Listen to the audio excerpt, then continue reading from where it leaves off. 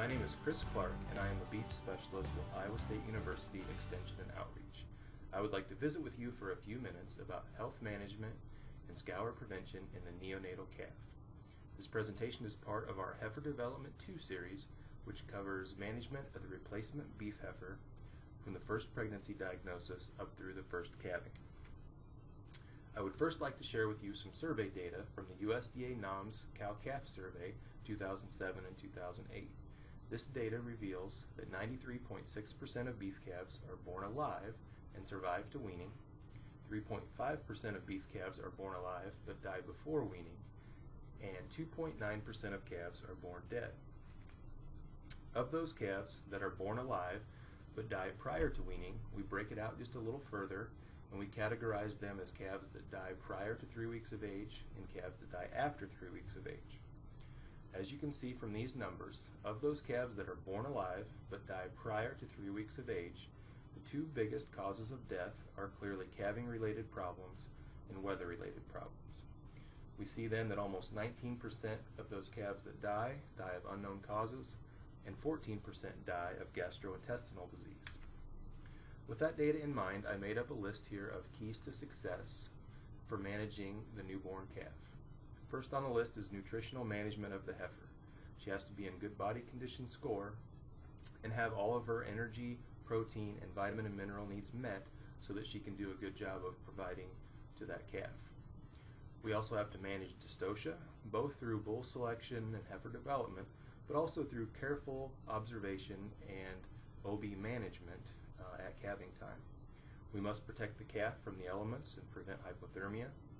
We have to work to ensure ingestion of colostrum, to encourage cow-calf bonding, and to minimize the environmental contamination with gastrointestinal pathogens. Now, what I find interesting is when we look at this list, several items on the list require at least some degree of human-animal interaction, and that often leads producers to establish a calving area that is well equipped with facilities, environmental protection, OB equipment, and becomes kind of a centralized calving area. That can be very convenient and very helpful, but it also makes the last point on this slide a little bit more challenging. As all the cattle move through one centralized location, we sometimes get contamination with pathogens. This describes what I see commonly as a calving flow in the Midwest. We'll have a pre-calving pasture or pre-calving lot of some kind, and then a calving pasture or barn of some type, and then finally we want to move these cattle to summer pasture. And that can work very well, except that when we do have some disease occurrence, we can get contamination of that calving area or that calving pasture or barn with pathogens. And the problem with that is that every calf that comes through there then is exposed and potentially infected. The other potential problem here is if we kind of wait to turn out the cattle that have calved.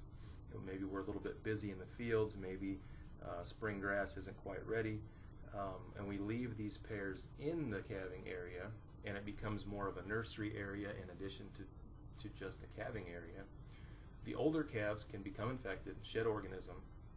The younger calves can then be infected. The organism will replicate inside of them, and then they become shedders. And it becomes kind of a multiplier effect. Another typical calving flow that we see in the Midwest is a calving area, whether it be pasture, barn, or lot, and then as the animals calve, the pairs are then moved away to a new location, maybe a pasture, dry lot, cornstalk field, whatever the case might be. Again, that calving area can become contaminated, and when it does so, all of the newborn calves that are born in that area are readily exposed to the pathogens that are there. So the Sandhills calving system is a calving system that was developed in the Sandhills of Nebraska, and it's kind of based on a different premise. Instead of moving away the pairs, we move away the pregnant cows. So the idea is to move the pregnant cows that have yet to calve into a new calving pasture. Pairs are left behind in the pasture where the cow actually gave birth to her calf. It's scheduled to move every 7 days, give or take, so approximately 1 week between every move. And then calving essentially starts over in a new pasture every week. Calves are segregated by age, reducing disease transmission from your older calves to the younger calves and minimizing the multiplier effect that I mentioned. In this example, you can see that we're 3 to 4 weeks into calving season, and in pasture 1 we've got the 3 to 4 week old pairs. In pasture 2 we've got the 2 week old pairs. In pasture 3 we see the 1 week old pairs. Pasture 4 would be the current calving pasture, and the very next move would be that after the animals have spent approximately 1 week in pasture 4, we would remove all the remaining pregnant females and move them to pasture 5. You'll notice that pasture 1 has some mixed ages, and after the cattle get to be approximately 1 month of age, we can commingle some different age groups, and it doesn't become quite as critical at that point to segregate everybody according to exact age. So that system is very good in concept. We can see that it makes a lot of sense in terms of minimizing contamination of the environment. The problem becomes logistics. It becomes very difficult to set up 6 to 8 calving pastures with some type of facilities to catch the animals, with some kind of shelter for the animals, with adequate water, and so sometimes just the logistics of that becomes challenging. And so we set up here a couple examples of alternatives. One thing you can do is use 3 calving areas rather than 6 to 8. And you can move based on how many calves are born rather than simply based on number of days in the pasture. So let's say, for instance, we have 3 calving areas. Our first move would be to remove the pregnant females that are remaining after the first 1/3 of the calves are born. The next move would be to move again when the second third of the calves are born. And so essentially you'd have 1/3 of the calves born in each of the 3 areas. Another alternative would be to set up 1 primary calving area and then have 1 to 2, preferably 2 alternative calving areas kind of in your back pocket, so to speak, kind of reserved and ready to go just in case there's an outbreak of scours. And ideally you wouldn't even have to use these alternative calving areas, but as soon as calf scours begin in your current calving area, you can then just switch and move pregnant females to your alternative area. Another point about the Sandhills methodology here is that heifers should not be calved with mature cows. Calves from heifers are at higher risk for infectious disease, particularly your gastrointestinal diseases, and they can serve as shedders, and they can contaminate the environment for your cow-born calves that will follow.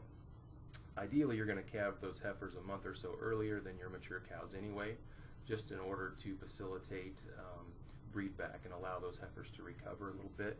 And so ideally we can kind of set it up so we segregate heifers versus cows, not only in terms of time, but in terms of facilities. There are some tools out there, some products out there that we can use for scour prevention. Pre-calving vaccination of pregnant heifers will increase antibody levels in the colostrum. There are antibody products that will offer supplementation of passive immunity, and there are products available for vaccination of the newborn calf. I would look at all of these products as tools that you can use to help in the prevention of scours, but I would try not to rely too heavily on these tools. I would encourage you to use good management and good animal husbandry first, and then use these as additional tools to help you. Finally, some pointers on specific health management practices of that neonatal period. To me, there's really 2 very, very important things that need to happen and need to come first. One would be the ingestion of colostrum for that newborn calf, and the second would be cow-calf bonding. And those are things that sometimes require some help and some management from humans. On the other hand, sometimes it's better for us just to kind of stay out of the way and let Mother Nature take its course. Colostrum will be addressed in a little more detail by our Extension Veterinarian Grant Duell in a separate presentation. But that is an excellent source of passive immunity, protein, energy, fluids, warmth.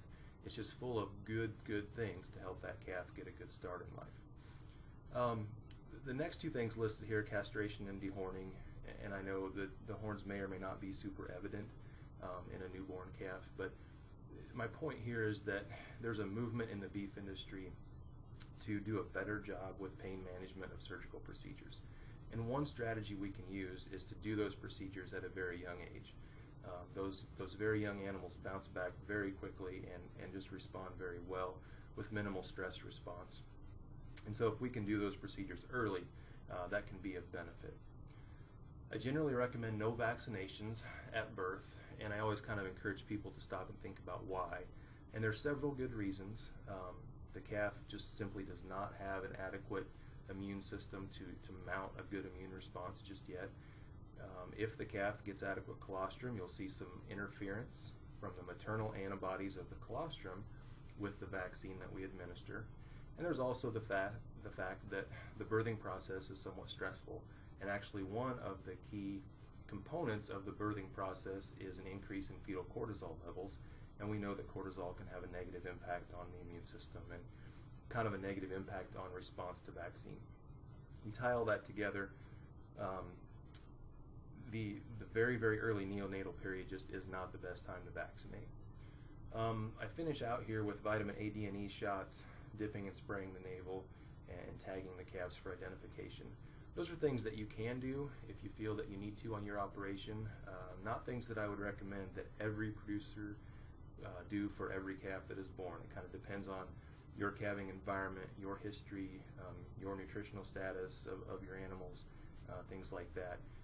Again, I would try to do only what's necessary here and make sure that we don't interrupt that cow-calf bonding too much in order to accomplish some of these things that we might consider kind of optional. I finish here with just a simple list of some resources. I think first and foremost, your resource should be your local veterinarian. Establish a relationship, not only for them to come out and do work and do calls, but also for them to be a source of information. Veterinarians are very, very knowledgeable in terms of animal husbandry and animal health. I also encourage you to reach out to your regional extension beef specialist. Most land-grant universities have an extension team of livestock specialists that are very, very good resources, and they can help you find additional information, including research papers and specific things that you may want to look up. Additionally, I would point you to a couple websites here. The Iowa Beef Center has a very nice website that's just packed full of information, and then the Iowa State University College of Veterinary Medicine has a nice website through their veterinary diagnostic production animal medicine department, and they've got an extension page there just dedicated to beef production. So those would be some really good resources for you if you have specific things that you would like to look up, or if you simply want to find more information about heifer development or about neonatal calf care.